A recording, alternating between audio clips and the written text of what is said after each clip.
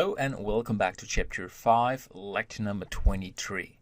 So in the previous lectures we added the roof tiles, and this adds much more detail on the building, and also these sharp transitions on the roof are now gone. So what we will do in this lecture is focusing on the door, and I will switch to the reference image. You can see these metal hatches. It adds some more detail on the door, so it's not just planks and door. So yeah, let's get started. So I like to switch to the front view and import a background image. So I go to my reference and I have this door hatch. I import this and there it is. You can size this a little bit, but most important of all that you zoom in, and let's focus on this bottom hatch. Alright, so let's make this panel smaller. Alright, and start importing a cube. So we drag this cube to the hatch and go to edit mode, make it smaller, and press GY, SY, and make this smaller. Control point so we have it centered, and I want to press SZ, SX. What I like to do is just drag this to the left and make it smaller. Just have to find a nice spot to start with. Alright, and I think this area will do. So I like to work with a mirror modifier. So select it, nothing will happen. We have to deselect X and enable Z. Still nothing is visible, but if we go to the edit mode and we press GZ, and we can see it's duplicating. So every movement I make will happen on the top part as well. First, I like to make this part clipping. So I merge this. What I'll do is click, press G, and as soon as I touch the bottom part, it will merge. So I will go to the object mode, and I have to I'll go to the vertice mode, because what I like to do is that they need to be exactly on the same side to start. So let's do something like this, and I like to extrude this 1 time, 2 times, and 3 times. And let's go to press 3 and select, go solid view, press GY, something like this, and go to the wireframe, press 1 to go to the vertice mode, and now focus on this part. So let's move this to the ends and press E to extrude it, and E to extrude it, and extrude it 1 more time. I want to have these exactly in the middle, and now we drag these to the bottom. That will be perfect. So maybe a bit more. These are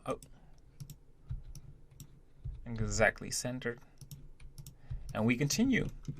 Later on we will add a subdivision surface to smooth it out, but for now we just continue with moving, and every time I extrude I make it a bit bigger and smaller, and that's how you add the right details on it. So we arrive on the ends.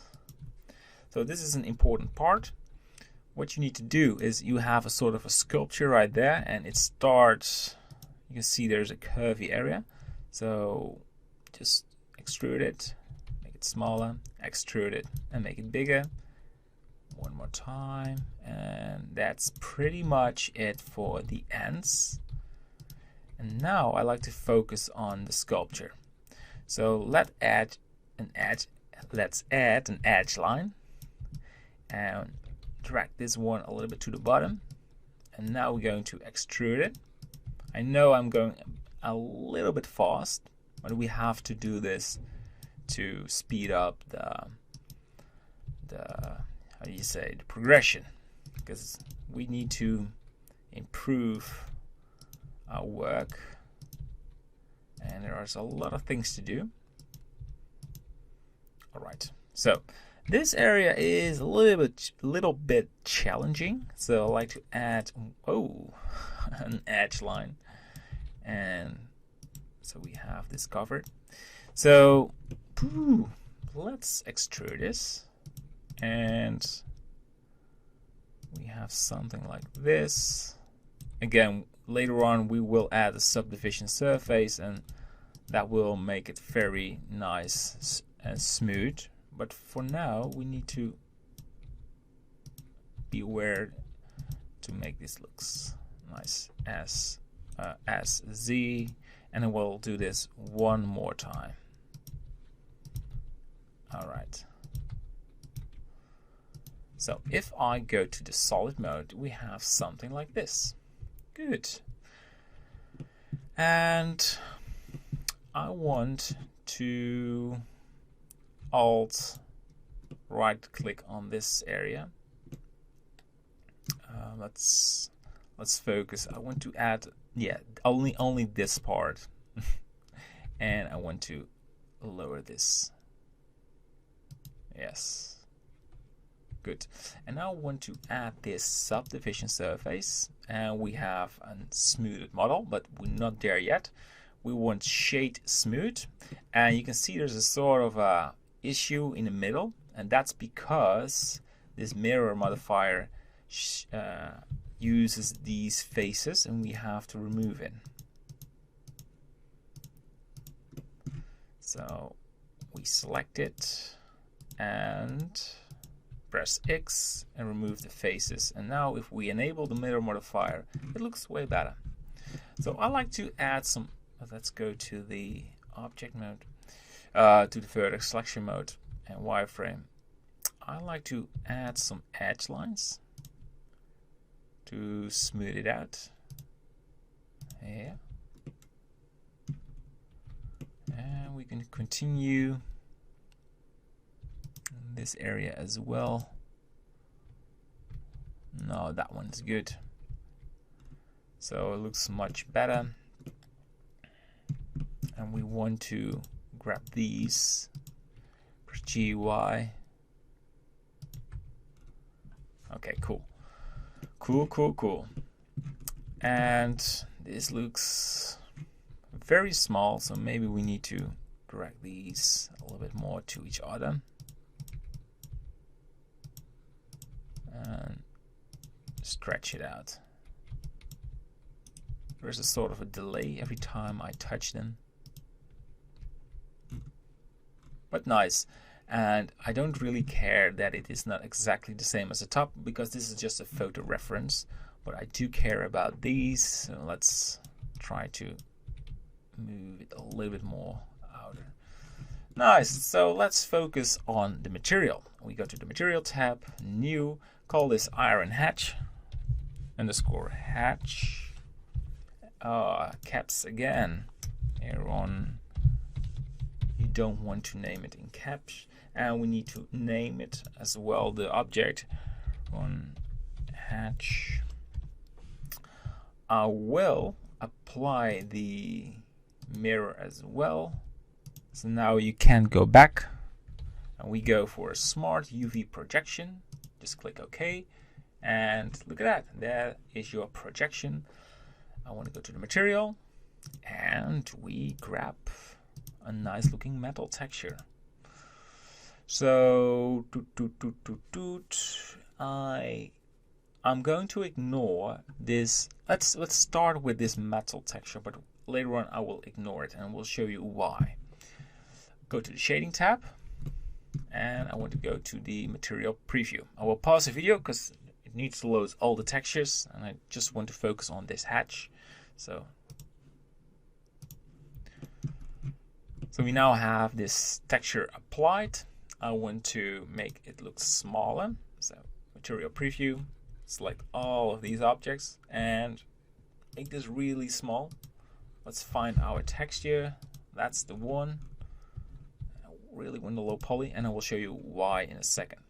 Before we continue, I also want to add these details, these sort of nails. We go to add, go to mesh, UV sphere, and let's make the segments 12, because you just want to have a low poly looking model. There you go. I want to rotate the sphere, press RX90, and go to the top view, and we want to remove the back. side, and then we want to shrink it. Beware you select all the parts. Yes, we'll make it smaller in object mode. No way. Something like this, and Control A, rotation and scale, and let's make this object shade smooth, GY. So it's merging very well. Wireframe. Do this in edit mode. You want one over there, make it one smaller, one over there, but you need to rotate that one, or otherwise it looks really weird. X O G Y, and it's joining RX. There you have it. And shift. Let's go to wire mode. There's another one, and you have to do this the opposite way. Go to the solid view, RX, and there you go. Good. So let's duplicate this. Go to the wireframe a couple more times. Get a bit smaller, and one over there. Good. Just a quick preview. They're not floating, they are floating. Make them smaller. Let's focus on this when we have fixed the material. We want the same, you want iron hatch to be applied, so shift left click on the object, Control L, materials, and now they share the same material. Select all of them, Control L, so you have all the UVs, project from view, and you want very small dots like this will cover it. Then we go to the shading tab and shift D, copy, and go for the roughness. Make this non-color data and put this right there. You want to have a metal texture because this is an iron shader. It works just a little bit different. Make this 0, and you want to have the normal map as well. Add vector normal map and select the normal map, non-color data right there into the normal. Yes, and there we have our hatch. Well, it's not exactly the same, but it's pretty close. Pretty close. So about the base color, if you think it's too black, you can put this out and you can use just a dark value or for sort of a metal value, whatever you like. So I like to have a bit more control. So I will quit this lecture and we will continue in the next one, and we put this this hatch on the doors. All right, thanks for watching and see you in the next one. Bye bye.